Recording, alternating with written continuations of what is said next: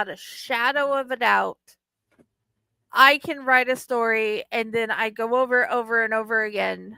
Okay, no problem with that. You still are titled Mike. And it it does aggravate him, but it's not a forte of mine.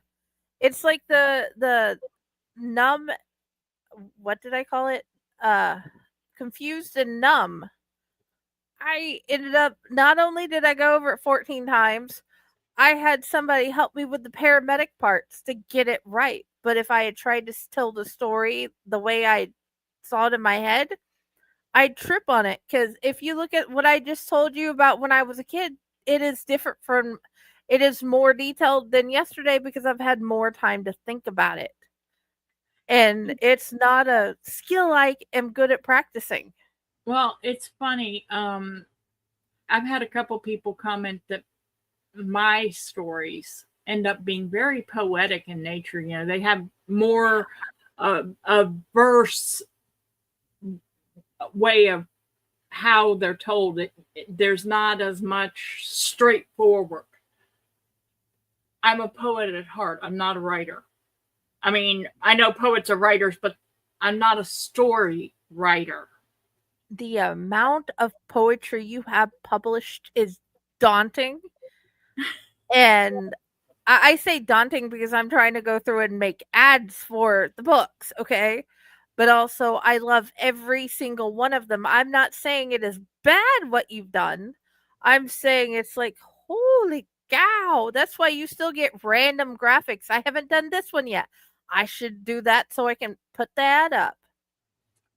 I looked it up, and I've had this conversation with myself a couple of times lately. I'm embarrassed by it. When is the word prolific too much? And I ask that because Emily Dickinson was considered a prolific poet.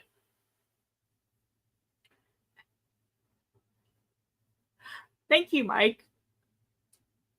Oh, but yes. Emily Dickinson was considered a prolific poet. In her lifetime, she wrote 1,800 poems. 1,800. E. Cummins is considered a prolific poet. Lifetime of work, 2,690, I think. I've written over 2,900 poems at this point. Okay, let's look at this. Okay, it says prolific, present in large numbers are quantities. Plentiful. Okay? We see the definition. You are the definition. And this is not an insult. This is a, well, that is the truth. That is a fact. You are the definition. Because holy cow. And the thing is, I don't do it intentionally. It's just this has always been my focus. Everybody, most neurodivergents have some sort of special interest. Mine has always been poetry. Mine has always been poetry. Mine has always been books. And now I'm sitting there wondering, was that as weird as everybody thought it was? Because literally my family used to joke that if you couldn't think of anything else to get Patty, get her a book. They were buying me romance novels when I was like 10 years old because they couldn't think of anything else to get me. I'm talking, the little Harlequin novels. So it was just something that was entertaining. It was me. I could go through those in an hour and be happy.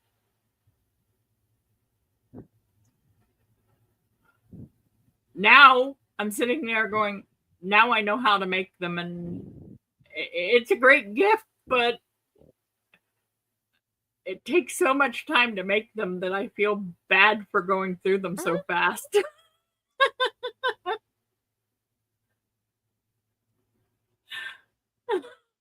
At this point, I know how long it's taken them.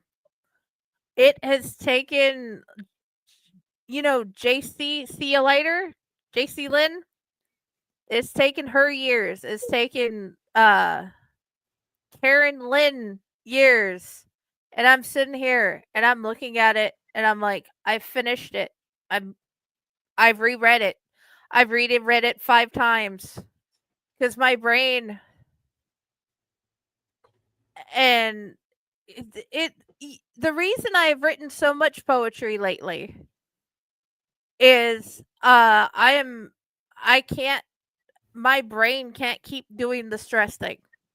I can't it's like you can't keep worrying, you can't be stressed. And so Patty has given you all these things. Make them. And now I have like a decent sized stack of notebook paper with 2 to 3 poems on each side, except for a couple of them. It's like there's 2 of them where the whole entire front and back are one poem, but it's like, "Will, you're calmer and you've written a whole lot of poetry." And I'm like, "How did where did this come from?" One of my therapists when I was younger told me that poetry is a coping mechanism. I took it to heart. Yeah, it is. It It is is. it is the mechanism and you've given me prompts and it's made it easier. And right now, the only book that is actually on my desk, that's only because I have books everywhere. But the only book that has managed to stay on my desk is a poetry book. Do you have any idea how much of these on this thing are of you? Oh, yeah.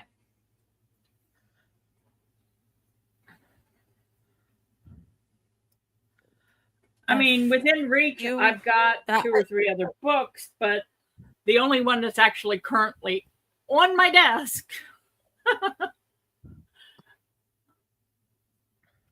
because it's just, my desk was stolen by my husband.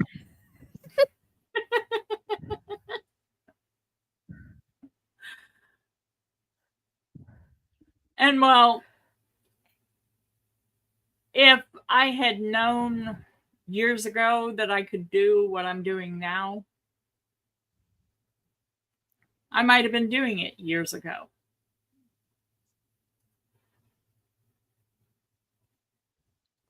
The problem is the last nuns I did anything with or watched were on anime and they were very good at with firearms. So yeah, this would be a fun idea. I just don't know.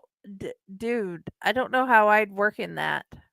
I'm trying to get my boyfriend to write the story that he has in mind for that. He has an idea, and I don't want to spoil all of it because I really want him to frickin' write it. Um, Or that, well, he wants to make Jack the Ripper female and immortal and originally a nun.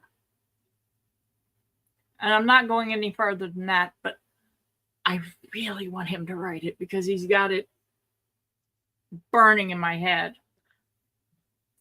so you could do like I've done with Pile and Tie Hand, have him tell you to you in a video. I've uploaded it to I've, YouTube so I can save it and get the transcript and work on it from there. I've suggested that, and he's like, but I'm not sure where I want to go with this. And he's being persnickety about it. So it'll probably be a couple of years before I get him to really sit down and write it, whether I want to know the story or not. I had hoped the Raz would join us by now. I would. Um, okay, I'm gonna tell another story while, uh, so my mom and her family, because there were like 5 kids, uh, they were in a new house and they just moved in, and this is how my mom found out she had a repeater. She woke up and she looked at the door because the door opened and there was a man standing there with a gun, and he shot at her, and he shot at her sister, and then brought it back. I had hoped he would join us, Stefan, and then he brought the gun back and shot himself, and he dropped to the floor and he disappeared. She crawled to the foot of the bed and found out he was gone. And then he'd come back and continue doing this every night Oh, until they left. And she had no idea what to do with that because she didn't learn how to start dealing with these things until she got older. I, and it's like insane how this works, man. Because there is a specific thing to do for with each. these things that I didn't even know until I talked with Raz. Yeah.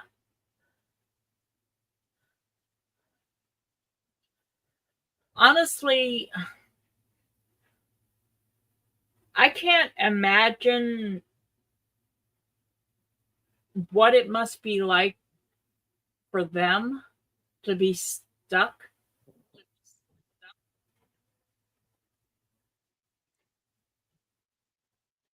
So, I don't know if they even notice they're repeating over and over again. They keep having this feelings over and over. Because I've at Cincinnati Fair Fest, Mary Nell was talking about having one over there that they had found, a repeater that is constantly going over and killing, going through the stuff, the all the emotions, and then killing himself, and then redoing it constantly over and over.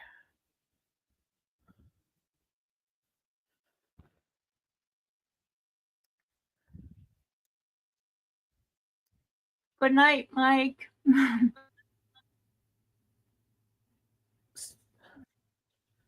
Oh, I didn't. It hasn't went down. Oh, he does say goodnight. Good night. I love you. You're awesome. Sorry, I I just will noticed it. That's share why the I thing said something. from her art later. Dude, yes.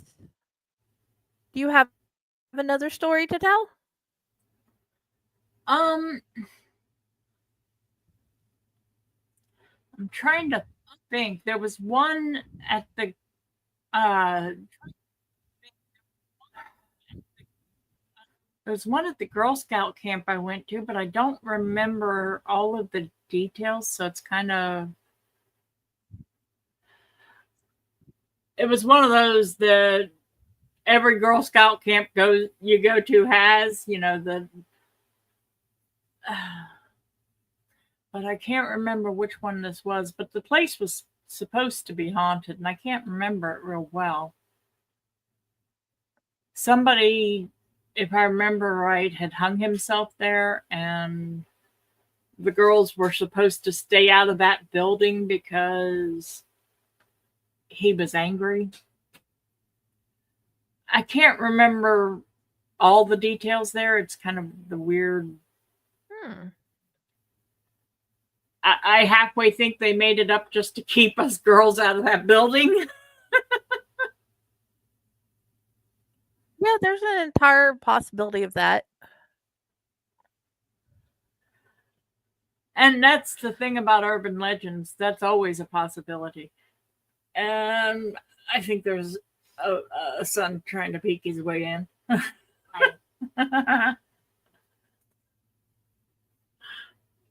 You got any ghost stories, kid?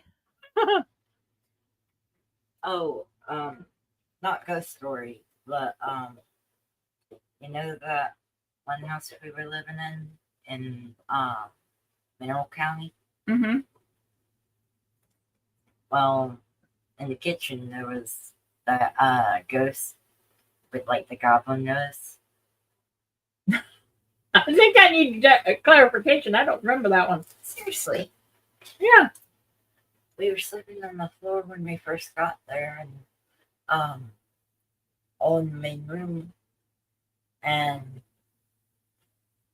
I saw it in the kitchen. I told you about that, and you were like, "Oh hell no!" Apparently, there was a ghost in our house when we moved back to West Virginia. You don't remember that? I don't remember that. But then again, I was under a lot of stress at that point.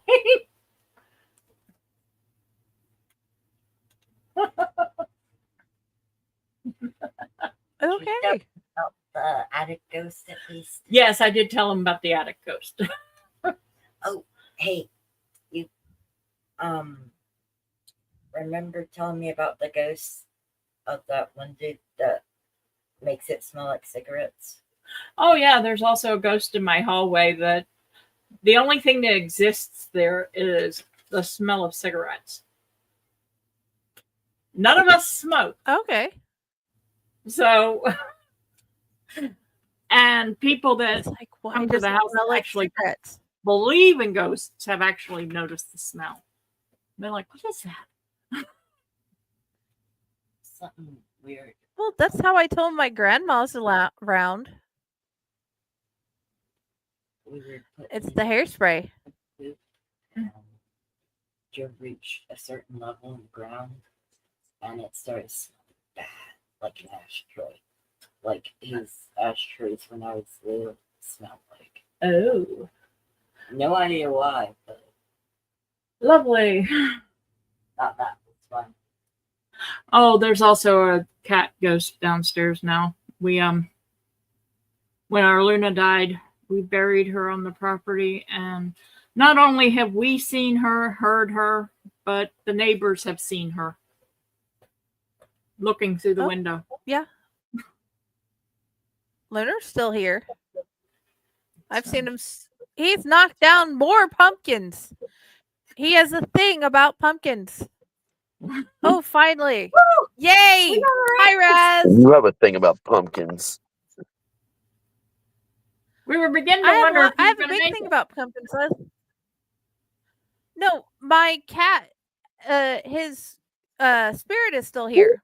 He had his habit of every time I got a new pumpkin, he would knock it off. So of course they'd break.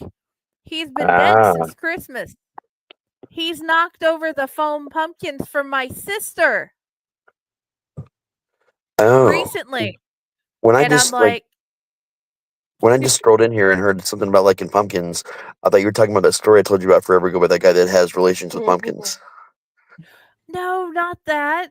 My cat just Your cat knocking has over relations with pumpkins to say pumpkins? he's no, he just he knocks over the pumpkins to say we're still here. He's still here with Okay. us. Okay. I've never seen him have relations with pumpkins. But then again, he's fixed. Oh, So that doesn't matter sometimes, man.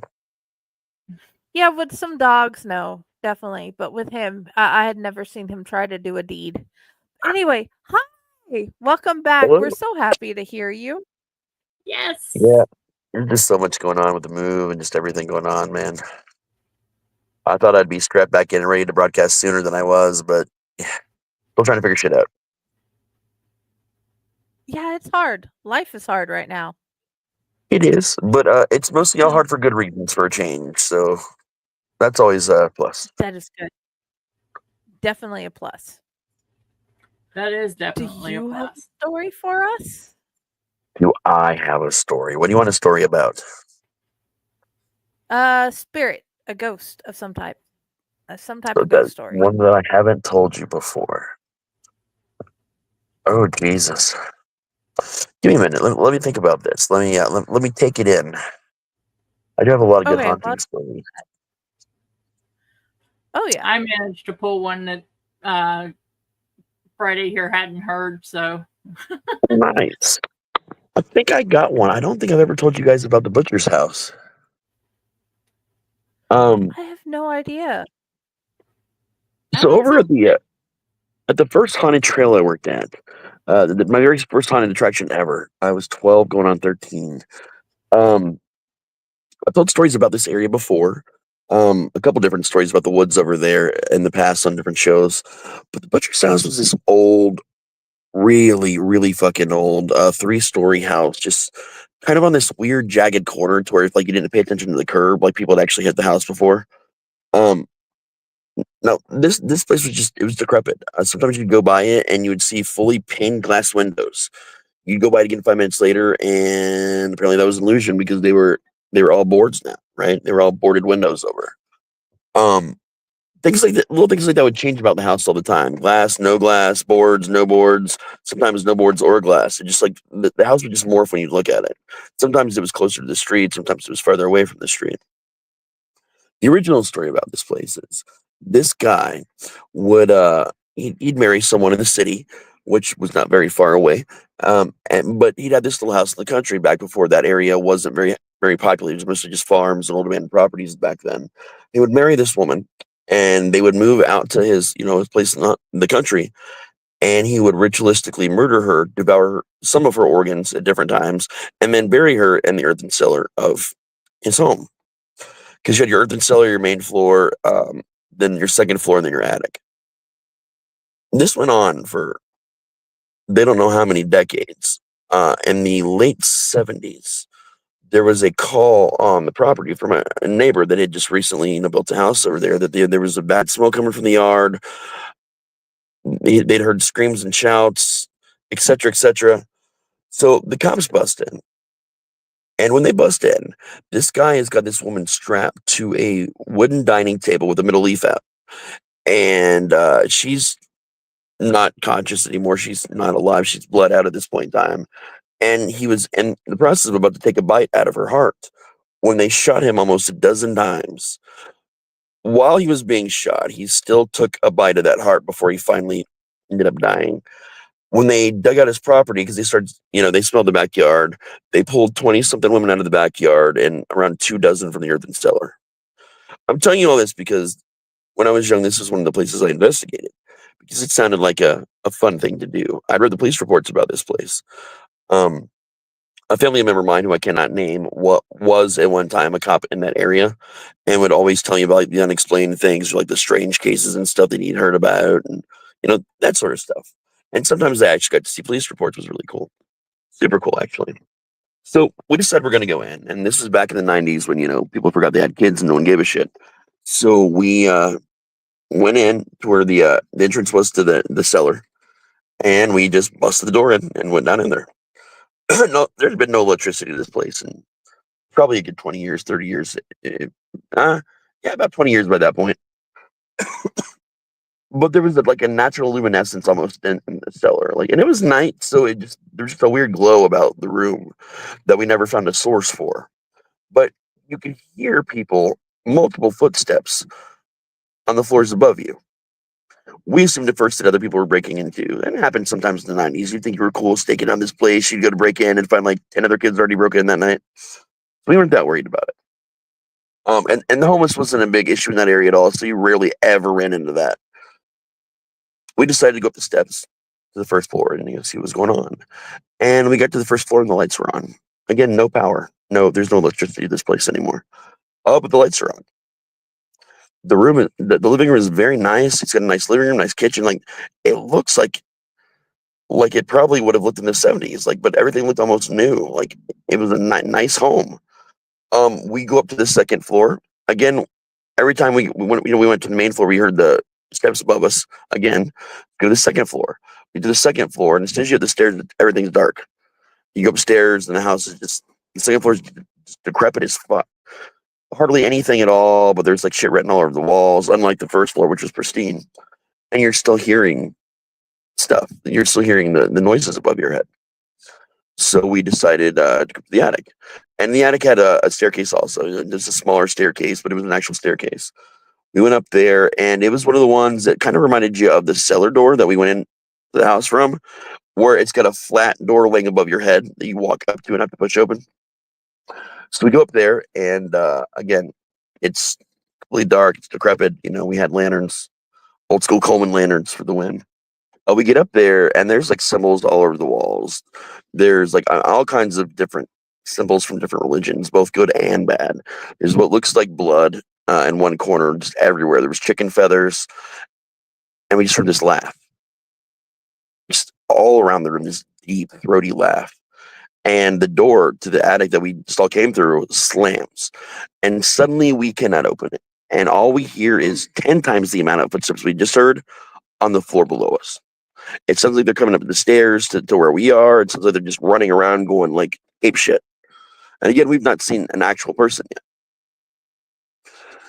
The laughing stops. Our lanterns go out. The battery has died. If you've never abandoned, or if you've never gone through a lot of abandoned places that are haunted, spirits will pull charges out of like cameras, batteries, things like that. We didn't have the camera that time with us, but we had plenty of battery operated things that suddenly no longer functioned all at once. We were trapped in the room. We were probably trapped in the room for almost an hour, to the point where we were trying to open the windows. We were going to jump it. We were going to have like one person like kind of crawl/jump down, which would have been probably disastrous. But we also didn't want to be stuck there overnight for anything worse to happen or to get arrested the next day. It was right next to the FOP lodge, the Fraternal Order of Police, and they did do stuff over there sometimes. So we didn't want to get arrested. And I was going to be the one that jumped out the window, but luckily, all of a sudden, when I finally got the window open, our lanterns came back on, and the door just opened by itself. And it was a heavy door, like laying flat like that. So there was a lot of strength behind it. So we get out, we run down to the floor beneath the attic. We're looking around. The floor looks pristine. The lights are on. There's not a bad mark on anything. There's no symbols now on this floor. Everything's just clean. We're obviously freaked the fuck out at this point in time. We run down the stairs to the first floor. The first floor is now the opposite. It's now decrepit, destroyed. There's almost no furniture. Copper's been ripped out of the walls. We stop. We go back up to the second floor. Now it's decrepit. We go back down to the first floor. Now it's pristine again. We do this a couple times. And then all the doors in the house, the doors that are, mind you, nailed shut to the outside, just start opening and closing, opening and closing. Windows. We're windows again this time. And they started opening and closing. The second floor was back to wooden slats instead of windows. And the bottom floor was back to pristine with, this time, also wood over the windows. So it's like the house was morphing. And the whole time, like, as we're trying to go back and forth and figure this out, you hear the laughing again coming from the attic. At some point in time, half of our number just left. They dipped out when the front door had opened one of those times. The rest of it, there's like me and my friend Kimberly and my other friend Josh, and we're the only ones in here now, just the three of us. There were 7 to begin with. And we can't get out because the front door is now not opening, and our way out into the basement now is not opening. We ended up having to stay in the house for another 4 or 5 hours before there was just nothing. The laughing stopped. The house started shifting and moving around and just stopped. And it was about 3 minutes before dawn. I'm going to tell you, I've never ran out of a house so quick in my entire fucking life. We literally, when everything settled, the door was back to the barricaded nailed door. We just kicked it the fuck down and ran out eventually. Drove by the house for years after that. And every time you'd go by the house, sometimes, if it was the glass windows, especially from the attic, you'd see this guy just standing there, just staring at you. And he would watch you with his eyes, whether you walked by or drove by or biked by, it didn't matter. He would just watch you at any time of day. And everybody in that area has a lot of, stories similar to that, worse stories. There was a friend of mine that got hurt really bad and actually got pushed down the stairs from the attic and broke his leg. Not in my group, but it was another time he went back with other people. But it was just a very angry spirit that really liked to fuck with people. The crazy thing about it to me was the glow. And I always thought that glow in the basement might have been like the innocence that was left behind there. because that glow was kind of in the backyard a little bit, like that natural glow, like the people, the innocent women that were murdered there. It's like they were still there because you felt calm in the basement if you could get down there. It wasn't frightening. It was peaceful in the basement in the yard. It's like you got up to the main floor, just utter chaos and changing and shifting. But they finally tore down that house. I'm going to say 2005, 2006, somewhere around there, and that lot's just sat there empty. But they never dug up the bodies from where the cellar used to be or the ones from the backyard. So this is just an empty plot ready for a home to be built on top of bodies.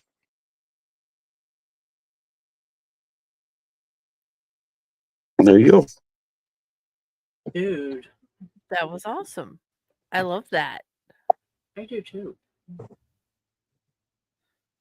And it's right in here, right? It's right next door to Riverside. In the other direction. Dude, the one from my story was in Athens, Georgia. I can't tell you exactly where, but yeah, that would be unkind to my uncle. But yeah, that is beautiful. Yeah, if I ever tell you a Well, story, I can tell you scary where as hell. I can take you and show you anywhere you want to see from any story I've ever told you or probably written. Oh, I have no doubt. It's just one of those where how many parts of the story are real and embellished, and some of it, and there's part of it where I'm like, if that thing is real, I don't want to go meet it. I can tell you Type that that of was that things. particular You know what I story mean? for the first time ever was not embellished at all. That one was just the hard truth and the weird shit we Okay. experienced that night. And a lot of people like I said, have very similar things to say about the Butcher House of Heber Heights. Dude. Yeah, that's fun. It's a super weird place, or it was. Anyway, I love So that story.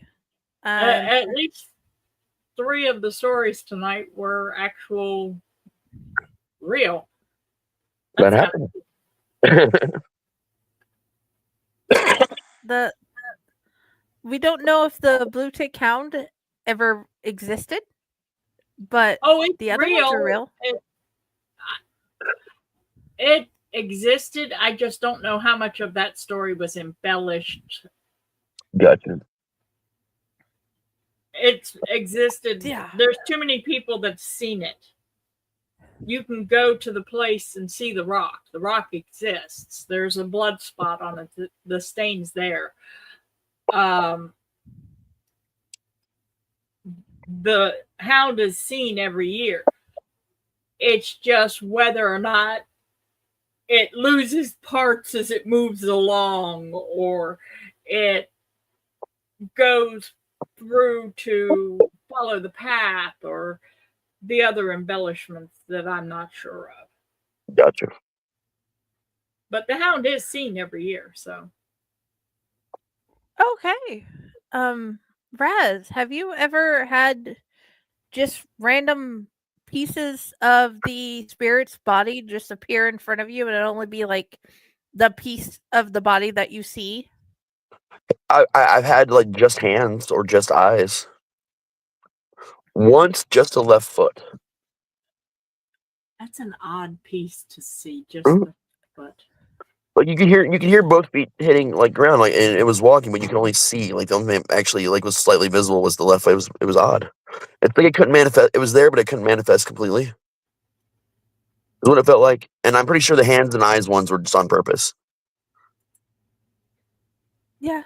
Or the forehead. I'm thinking the forehead was on purpose, but the the sleeve of the short sleeve white shirt and the arm and the tattoos was there. By the tattoos, I know who it was, but it was weird just to see the arm and the shirt clear as anything, and the rest of the body not You know, there.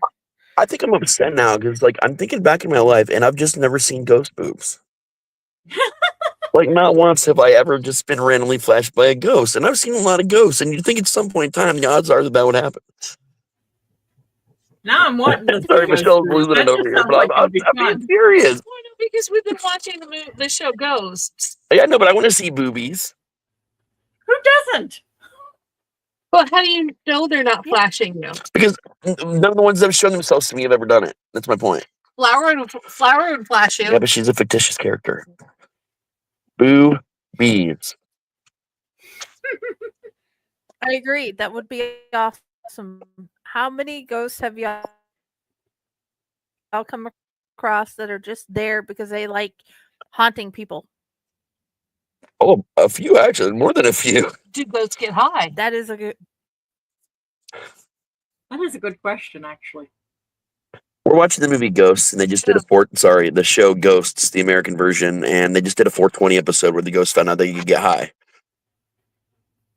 It's a really funny show, by the way. You should watch Yeah, it. I have no idea.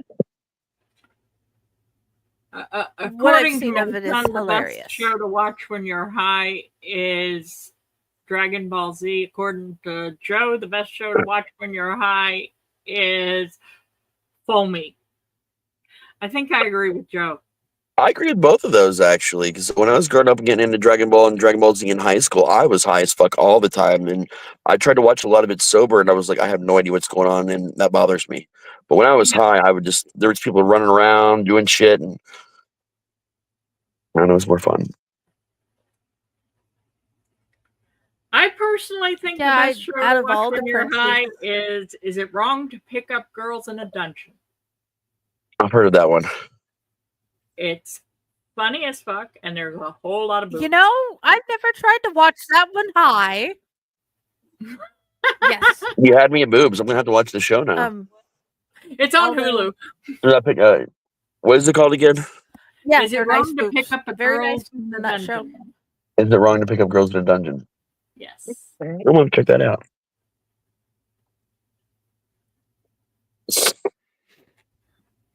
I just realized something.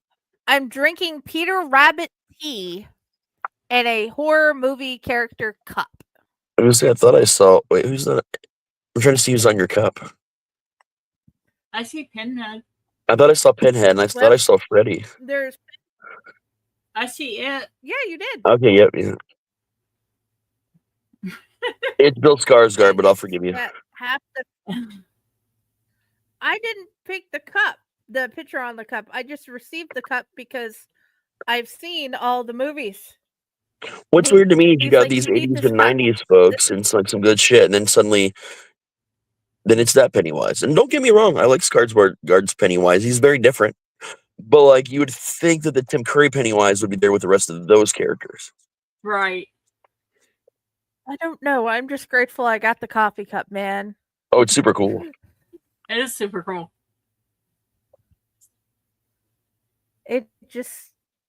It's just weird to me that I am like Peter Rabbit tea in a horror movie cup. I wonder how many adults actually do this. And yes, we do have the Peter Rabbit tea set as well, but it's back. Right. Anyway, back to the insanity of the ghost stories. What has been your favorite ghost experience? I've actually had a lot. I've gotten along with a number of ghosts in a lot of different places, like through my time. I've obviously had some very bad experiences that I've talked about many times before, but I think my favorite one right now is the little boy that lives in the hunt. When I first met that boy, he would be at the corner of your eye. If you go through the hunt working on something, you just see him run around the corner. And then we started playing hide and seek, and that's how we really started getting to know him. To the point now, if I'm in there and there's someone else not really working on anything, and I'm in there working on something, he will come up and stand right next to me. So I just tell him what I'm doing and I explain, and it's become a very good relationship. Also, if I'm irritated at someone, he'll know, and sometimes he'll go and prank people for me. I think that's why he tripped me. that Maybe, night. maybe. For some reason, I fell over a fucking deer head and hurt my foot. Yeah, probably. But he plays tricks on people for me sometimes. I don't know there's been times when I've wondered if it's actually a spirit or fae. I'm not gonna lie. There's little things that he does, and there's things about him that lately have made me wonder if he's actually a spirit or not. Well, no children have actually died in that location. This is true. We looked up the history. A lot of people died here, but not any children. So That it's sounds like you might be a fae. Right, I've been leaning lately to it, and I haven't seen him the last couple times I've been over there since we stopped living there. So, and this theory's been coming out a lot more since we moved. And he knows I'm Faye adjacent, so he would to play a trick on me would make perfect sense. Play a trick on another Faye. Yeah. But yeah, we're I'm gonna have to have a long talk with him when I go in on tomorrow or Sunday next time. There's so many people there. A lot of things are attracted to that building. So I'd say he's maybe Vic. It was my grandma's best friend's, well, guy friend. It's what they called each other at the time. When the bingo hall, where the hunt is now, had the fire, my grandma's friend died from smoke inhalation. She's actually still in the kitchen, but she's a repeater, has no idea that, she just because their daily routine doesn't interact. But her boyfriend Vic is in the back hall, and that's where my office is. And Vic didn't. He's an asshole. No, he's actually a really nice guy. He doesn't talk. He didn't talk much when he was alive, like really. So really doesn't say much. He just nods or gestures. But every night he'd walk down the hall, knock on my door, or he'd just open the door, and I just wouldn't even have to look up. Like, hey Vic, what's going on? And you just hear like a sigh, or I'd have to look up, and he'd kind of shrug his shoulders. I got to the point where I had to start locking the door because I got tired at the same time. The same couple times every night, he'd just walk him down the hall and open the door. So I probably started locking the door, but then I'd have to open it if I felt like dealing with him when he knocked. But he's nice. He tells me he alerts me when things are going on in the haunt too. So that was helpful. So this is my current ones that I like a lot. Okay. That is cool. What about you, Patty? It's going to sound weird, but I remember playing with this nice man when I was a little girl. And when I described him to my grandmother, she said that was my great-grandfather. I don't remember much else, but I remember playing. He would keep me safe. Oh yeah, that's super cool, man. But I don't remember a whole lot about it, just that I remember playing with him. He was there. I can't tell you anything more because, well, that was almost 50 years ago now, but I do remember telling Grandma about it and her saying, well, that was great grandpa. Okay. That's so cool. Awesome. What about you, Michelle? Oh God. Jeez. There's been so many different ones that I've had. I don't know, like I think you can think of a lot more negative experiences than positive experiences. yeah, in your I've had case. a lot of negative experiences with spirits.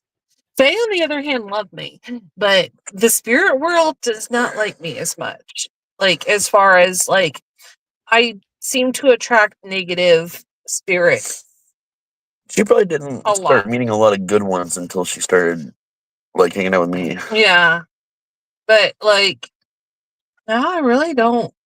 There was a little boy in the house next door when I was growing up that I don't think was a little boy because the house wasn't old enough to have a little boy that would have died in that time period that he claimed to have died in. So again, I think it was a Fae type creature, but It's very possible. like literally most of my encounters with spirits have been very bad. There's a little girl that lived in the apartment. She was nice. She just apartment. didn't talk much. Which apartment? After we lived with Jason the first time. She You never never saw her? No, I told you she never dealt with me. Yeah. For some reason, spirits generally don't interact with her positively if they're around. Because I'm Fae adjacent. To the point where if we're somewhere like out and there's woods, all I hear is finger symbols for fucking hours on end until they irritate me, and I go tell them to shut up sometimes. I'm there. I'm not doing anything. I'm not doing anything. They're just saying, "Hey, I'm here. Yeah. Come see me," and I can't come see them because I don't want to disappear Okay. for the rest of my life. I think you should go see them. Understandable.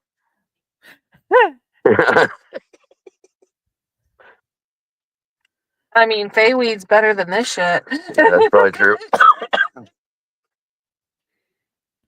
I remember Ice Age finally it came out, it was playing on TV, and I remember sitting on the couch talking with my mom, talking about how the different actors were in different TV shows and where we thought we saw them from and everything. And then we usually waited till the end to find the names to see if they were in those other TV shows.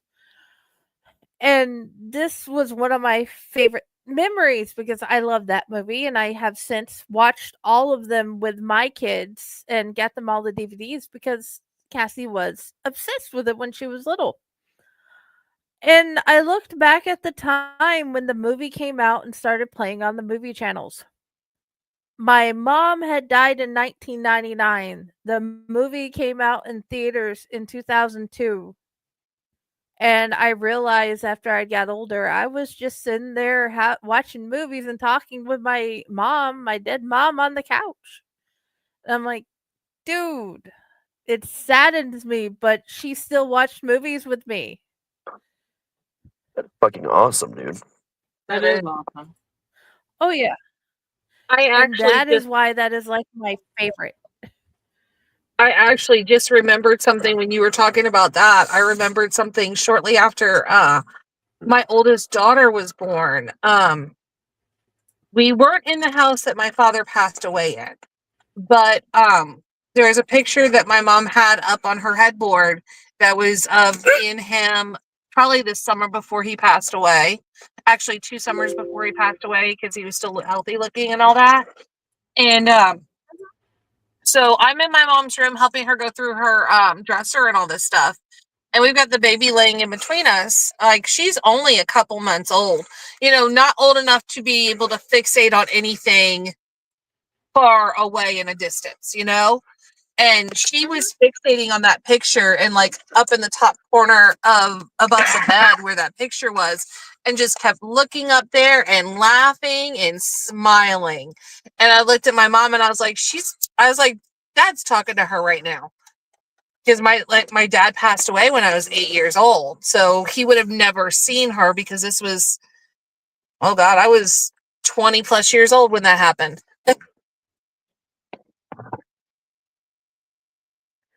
I like that. That is I do awesome. too.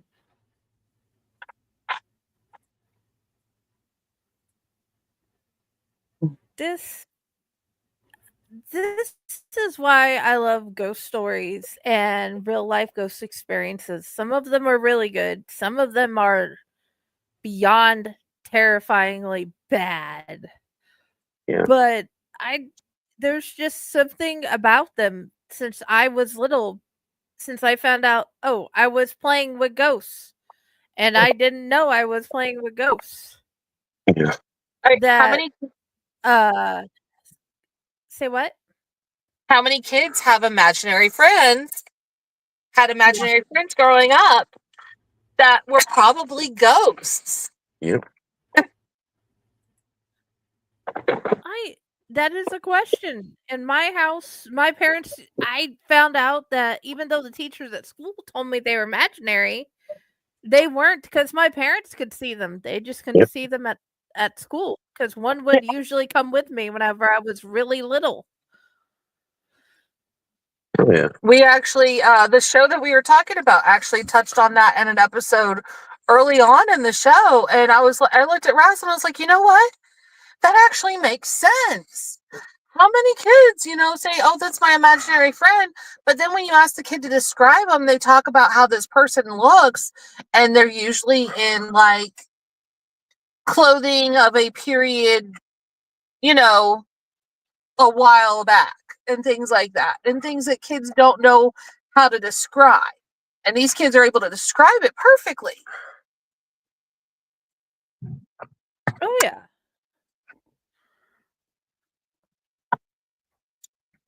Like in the different things that are going whenever Friday's book comes out, you guys have heard a lot of the stories Oh yeah. or read them in the newsletter. The lady on the hill, for all I know, is still there. She was there last time I went to Saudi Daisy, and that's been a while back. That's been 11 years. No, 10 years now. And she was still there on the hill when we went. Mhm. And these I don't some of them I wonder if the house has burned down, do the ghosts leave? That's a I good haven't question. been able to go back to my uncle's house to find that out. Chances are no, because it's not about the physical structure. It's about the boundary of the property line. Boundary of the property line, yep. And again, we learned that from ghosts. I mean, that's common But common shit sense from that yeah. also, yes. No, like if you really look into a lot of it is the original boundary of the property, which is why sometimes when a ghost died like 100 years ago and had a giant farm, that ghost can be seen in multiple houses because it was later divided up into different parcels. The ghost wasn't alive then. The ghost was from the time period when the boundary of the home was. I think that's one of the reasons why I have always said I didn't want to be buried. Mhm.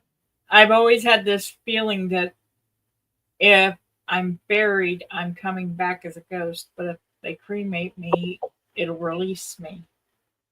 Right, right. And the thing is, houses are haunted. The ground is haunted. The house just happens to be on the ground.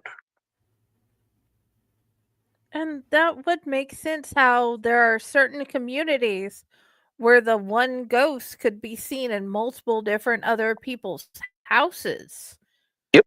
And the people who believe have come together and talked about it and like, oh, she was in my basement. Oh, she was in my kid's bedroom. And it's like all of them put together. How large Right. was this person's property? And that's for as many things as the show Supernatural got right, it's rare that a ghost is actually tied to an item. There's some folklore to support it, but not very strong folklore to support items. It's usually ground or people that are haunted. Now they can become obsessed with an Yeah, object and they can and follow you because you took the object, but it's rarely an object. but that is one of the things we were wondering yesterday on the show because some ghosts weren't there until the objects were brought in. The ghosts were fascinated with that object and followed it around because of an obsession. Typically. That is an interesting answer. Hmm. Or they were haunting the person that transported the object and saw a much more interesting place to hang out to pass their afterlife. And to choose a haunt to do it, I like that idea. I think if you're sentient as a ghost, hopefully you've got a sense of humor. If not, you're just angry. You're full of a place where people are getting scared. You know what I mean? So there's something I think Oh, maybe that makes them feel better. I don't know because the ones that they had talked about around those objects weren't bad, Right? weren't mean. So yeah, that was curious. Well, and that brings up the question of, again, This is what ghosts are actually bad or mean. To them, they're just basically living their life as they see it. So, what we see as bad and mean, it is a question of the afterlife again. Right. It's bringing up a whole lot of possibilities into it. I don't know if that oh makes yeah, any sense. It does. It does. that they could be mad because you did a thing in their house. But then again, I've heard other ghost stories from other sensitives where the people that they'd went in to help, they had moved the everything around so they could clean up and paint the walls. And then when they got up in the middle of the night to go to the restroom, they found everything moved right back to where it was, even though the walls were wet and they'd all had it moved into the center of the floor. You know, Yeah. they had just got mad that you moved the stuff. And Mhm. to be fair, It was their house first. Yep. Some Yeah. spirits get very possessive about their space and don't like anything to change because they can't change. They don't want anything else to change. And psychologically, I mean, it makes a lot of sense. Then of course your repeaters just keep doing the same thing. They walk through walls that were doorways once before. They walk upstairs that no longer exist. I mean, there's a local story where you can see this woman climb several flights of stairs, but there's no house there. Or like that guy who was in mom's bed and then killed himself. And then he just disappeared after he had done that. Yep.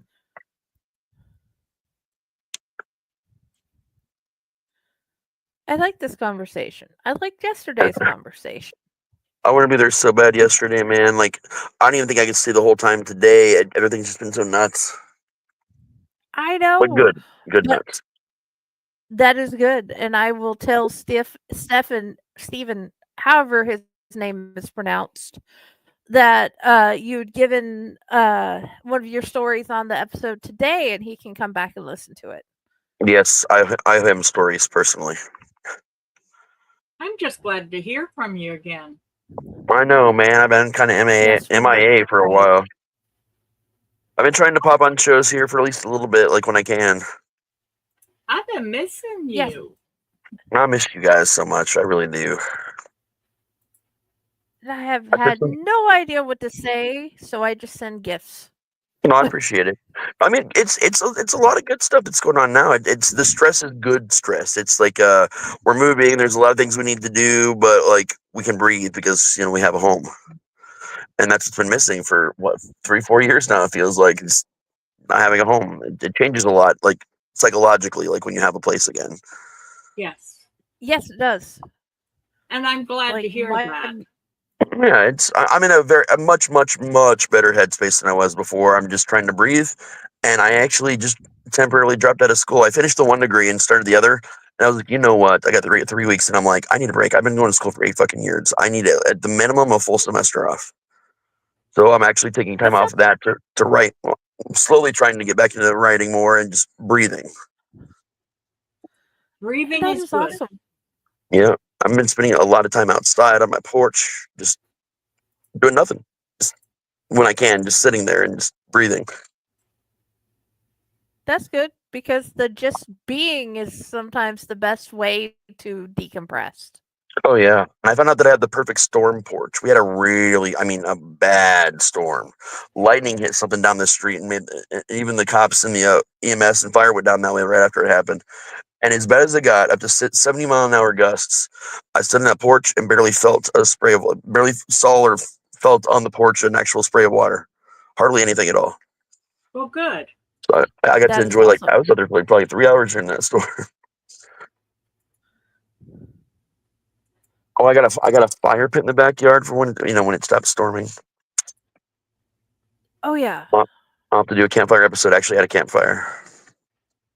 Well, that is awesome. That would be awesome because I've That I put like. you at a campfire and a Halloween story with a Bigfoot name, and you can guess why I've decided to name him Jesse, right? Yeah, I got you. That's And funny. you guys are teaching the kids, both you and him are teaching the how to tell stories from both y'all's culture. And Sage is listening to this as she's getting the food grilled and everything. Hell yeah. And then she joins in later with her story. But it's one of those I needed to bring in a couple of friends in to Yeah, this I feel story that. to make it better. I hope you don't mind that you were one of the friends I brought in. No, of course not. Never. I never mind. So, question. Am I going to see a story from you in August? I'm hoping so. I'm actually working on 3 separate stories right now at all different stages of being done. I'm trying to get them done in the next week or two. I'm just trying to figure out if one of those stories will fit with that. If not, I guess I'll be writing a 4th story. Because I If not, missed we still you want to in read this. them. Yeah, I definitely got some ideas. I got a lot more ideas on top of what I'm doing right now, but I got that the creepypasta / Chilling Tales thing going on right now, and I just gave him another story not that long ago, and now I got to write 3 more for Ooh. him. But they just do audio rights for the most part, so I'm solid there. Yeah, Hey, I that honestly rocks. missed you in this anthology. So Man, I killed me because I have so much ready. Like I have so much stuff I'm kicking around too. I'm just trying to right now. Besides these stories, I'm almost halfway done with SIC3, which I need to speed up on a little bit. I just got my full feedback from my teacher for my dissertation thing, one of my whatever it was called, for Scream Park, which Haunted Hospital is now called Scream Park. So Okay, awesome. that might be done this year. I don't know, but SIC3 definitely will be, and I'm wanting to wrap up the first novella for the Hunter's Handbook thing too. that would be That would awesome. be amazing. Yeah, got lots of ideas, and I'm going to have more time to write. So, but now we're also doing a June event at the Haunt, which, like the 421, are going to be permanent events. So we're doing things more year round, but we're expanding our movie night from one night to a full weekend on Friday the 13th and 14th. I'm That still is hoping awesome. to come in June. I mean, not June, but October Yes, for our man. yearly visit. Yeah, Fred was asking me if you guys were going to come volunteer again for a night. Hey, but the best part about us having a haunt on the 13th and 14th of June is I finally get to experience a haunt birthday. Yeah, me and Hunt, Yay! me and Matt often get them, but Brooke never gets them. Brooke could if Fred would do a St. Patty's Day event. Yeah, we talked about it, St. Patty's Day. It's just too close to Valentine's Day for us to like turn around. Because now our thing is we're building a bunch of new rooms and switching entire scenes before every event, and again before season starts. So it actually helps us space our build out and build all year round, and it causes a lot less stress. We just built a giant arcade in Main Street. We tore apart the room that you were in last time, Patty, and that is now the equivalent of an abandoned Spirit Halloween store because we took down the wall between those 2 rooms. Well, hopefully by time we come in October, my foot will be healed and I'll be able to actually enjoy the haunt without being crippled. Dude, if you come back and you are, that's That would okay be because we can switch you over to the asylum and I can put you in a wheelchair because we have actors in wheelchairs in there. Yes. I got you. Oh yeah, and viewers, my kid's school allowed her to use the Harshman House, Riverside Chronicles, the Harshman House, for her book report, and she got a 106%. So your schools may allow you to do a kid's horror book too. So that is her recommendation to all of you guys because I think this is the 4th read. Oh yeah. Tell them what you just found out is going to happen at the convention. Oh, I did final this convention I'm doing in 2 weeks from today. Final boss over in Rio Grande, Ohio, on the border of West Virginia and Ohio. I think Gallipolis is also over there. Yeah. I met someone that bought. I think they bought Riverside Chronicles and book 1 and 2 of SIC at the time. Last year, Last year, messaged me earlier this week, and wanted to know if they could be listed as my biggest fan because ever since meeting me, they've read both books multiple times, and they've gone and read other stuff I've done, and they're obsessed with my writing, and not a stalkery way, but wanted to get permission if she could do a cosplay of Riker. And I was just fucking floored. And she's like, would that offend you? I'm like, first of all, no, that would not offend me. Not only that, but like you're doing a gender bend Riker, which is even more awesome to me. Like that's special right there. And you can do whatever you want as long as you run with it and you're creative. And I promised her that when I meet her and everything, I'll give her hugs, sign anything extra she needs for free. And I'm going to give her probably an arc of 3 when it comes out this year. That will be amazing. I can't wait to see that. All you have to do is get an address from her email wise, and we can definitely do the arc. That's not a problem. And I'm excited because the last time I met a fan, they became my sister / best friend, and that's Jenny. So like that's really cool. Yeah, I hope she becomes such a good friend too. And oh yeah, viewers, on the blog, the Fake Horror blog, you're gonna find this adorable little boy in a Ninja Turtles mask and a sword, and that is his Lincoln. I love it so much. That was an cosplay. adorable cosplay. That made It me really smile so was. big that day. So yeah, Lincoln's Halloween. He loved that story because we read it on my computer and then we found sister's copy and then it lives in his bed. So he sleeps with it. Um, one of I Fred's I love this youngest kid. grandson, we call him Goat. That's his nickname. He saw a Lincoln book sitting on the table one day because I sell books at the haunt. He's like, "What's this?" And Michelle's like, "Do you want me to read it to you?" And he said, "Yeah." So she sat down and read him the book, and he stole the copy from me and keeps taking it everywhere. That is That is awesome. Goat's adorable. See, I told you. You write amazing things. You really do. You will get another Riverside Tales for sure for Kids Book Week, though. That's a guarantee. Okay. Last year with Yay! Lincoln, a mom had to buy his last 2 copies because she had twins and she was only going to buy 1 copy. But the twins she set down to get her money out took the other copy and just took off with it. And she's like, I guess I'm buying them both. Well, she bought herself a copy of Riverside, so it worked out. Riverside Chronicles. So. That is Don't so blame her. awesome, though. I did give away a couple copies of Lincoln. One was to a very brave Indian girl. I think she was 5 or 6 years old. No, she was 6 or 7 years old. She'd never been to a haunt and wanted to be brave, and she was terrified. Well, she met Matt as Props the Clown outside the haunt, like, just walk around outside a little bit, and kind of fell in love with him. And she said she would go all the way through and be brave if Matt would walk her through, and he did. And when I met her, and when I met her, we were all so excited. We're talking to her, but I forgot to give her a book. But then she came back for our community candy day, so I actually gave her a signed book of Lincoln for being so brave. And I think I gave out 2. Yeah, I gave 2. You gave 2 out that day. Yeah, I gave 2 other books out during the season to brave kids that had never gone to a haunt before and that were excited and braved their way through it. Like, hey, you were brave like Lincoln. Here you go, man.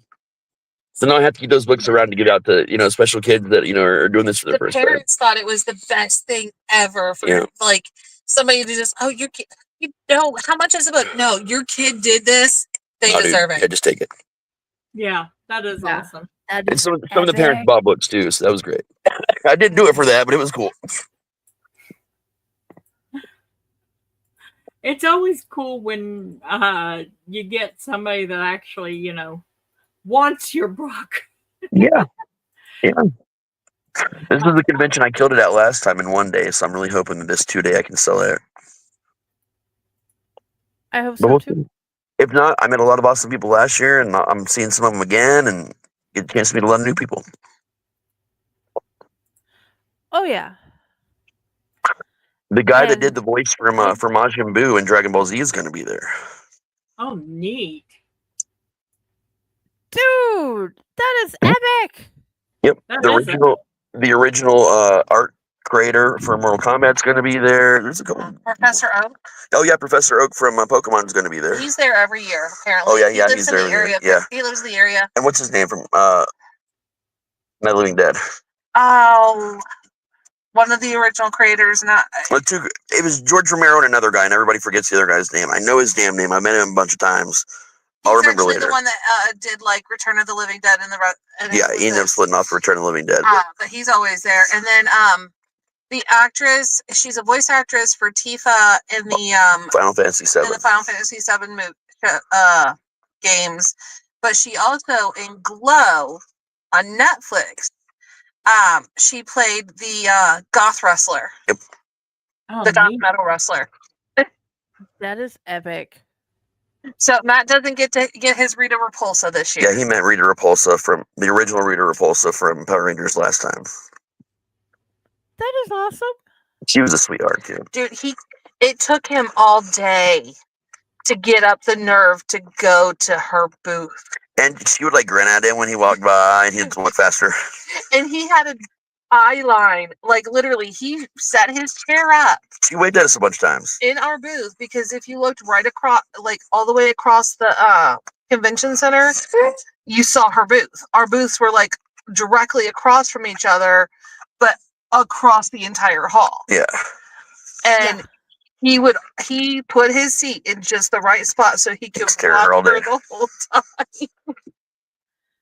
And she's gorgeous too, so it makes perfect sense.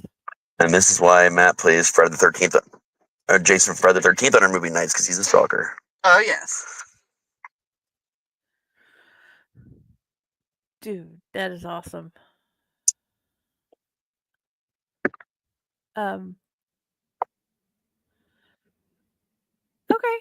Dude, that is fine, Patty. And how about we do a quick commercial break and then come back? And if I'm not back in time, that's because of how far the restroom is from my computer right now. So I actually let's need to do, go because we now. haven't done that yet.